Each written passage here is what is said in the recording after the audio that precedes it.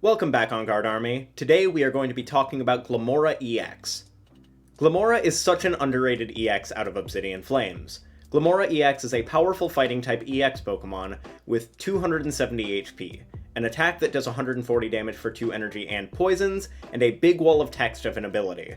This ability states that as long as this Pokemon is your active Pokemon, your opponent cannot have more than 3 benched Pokemon, limiting your opponent's setup severely. It also has Glimmet with Ascension, so you can start locking down their bench turn 1 going second by just attaching a fighting energy and using Ascension to evolve into Glimmora EX.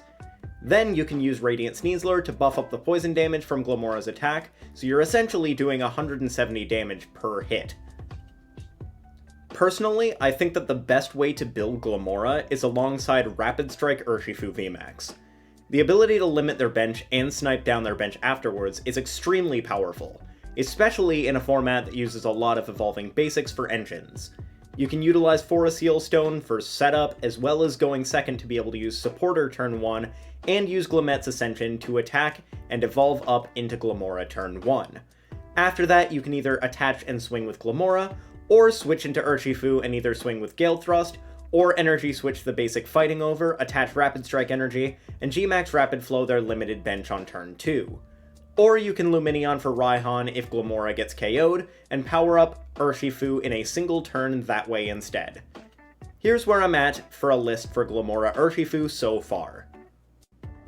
This list plays a 4 of the Ascension Glimmet because that is the Pokemon that you most want to start, because if you start it, you don't have to worry about getting it into the active to use Ascension. It's your best start, so you can attach a basic fighting energy and Ascension up into Glimmora. Then we play 3 Glimmora EX, 2 Urshifu VMAX, and 2 Urshifu V. We want to keep our starts as limited as possible. In addition to our 2 Rapid Strike Urshifu V and 4 Glimmets as our basics, we also have Lumineon V and Radiant Hisuian Sneasler.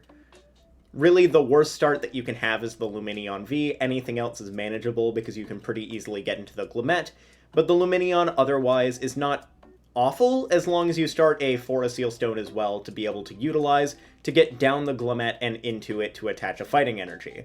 In addition to that, our supporter lineup is 4 Professor's Research, 4 Iono, 2 Boss's Orders, and 2 Raihan. We want as much draw as possible in the early game with Research and Iono, and once we've gotten set up onto the field, Iono becomes a good disruption tool in the late game. We also have the 2 Boss's Orders for Gust, and the 2 Raihan to reliably set up attackers after our other previous attackers get knocked out. We can set up Glimmora EX in a single bound by going Raihan attach, or onto Urshifu we can Raihan search out the Rapid Strike energy and then attach as well. We have 4 Ultra Ball, 4 Nest Ball, and Hisuian Heavy Ball as our search. 4 Ultra Ball to be able to get into our Urshifus or Glimmora easily. It's also the only direct search out that we have to Lumineon to be able to bench it and search for a supporter. Then we have our 4 Nest Ball, which is really good for being able to get down the Glimmets in the early game, or the Radiant Hisuian Sneasler in the early to mid game when we're wanting to actually buff up our damage with poison, and Hisuian Heavy Ball to be able to get cards out of our prize cards if Radiant Hisuian Sneasler, Lumineon, or an Urshifu or a Glimmet happen to be prized. We have 3 energy switches for moving around the fighting energy. I'm not 100% sure if we need 3 of these. We might be able to go down to 2 and maybe include a 4th Glimmora EX or one of the 1-prizer Glimmoras, which I have been kind of mulling over, because the 1-prize Glimmora has an ability that lets you flip a coin if heads, your opponent doesn't take prize cards when they take a knockout, and its attack for 1 fighting energy does 60 damage of poison, or 80 if you have the Radiant Hisuian Sneasler on your bench. So I think that's definitely a consideration as well. We also have 2 Escape Rope and 2 Switch as our main switch outs. This is really good for in the early game having plenty of switch outs to get into our Glimmet to Ascension with, as well as just being good for being able to pivot from our Glimmora into Urshifu to be able to Gale Thrust or just attack with Rapid Flow. We also have Super Rod to be able to shuffle back pieces if in the early game we have to research away a Glimmora before we Ascension, and perhaps we prized too many of them or had to get rid of too many pieces, or just need an Urshifu Vmax in the late game that we had to discard early on, Super Rod can let us get that stuff back, including being able to have access to a few more of our energy if we've discarded too many of them in the early game. Then we have 2 Seal Stone. It's an insane consistency card. Legitimately, if we attach it to one of our Urshifus or the Lumineon, we can search our deck for any one card and add it to our hand. Quite literally half of a Star Birth that we can use at one point anytime during the game. One thing that it does have the benefit of over Arceus V-Star is that you can use this on turn 1, so it's a very good setup card in addition to just being able to tutor out anything throughout the game.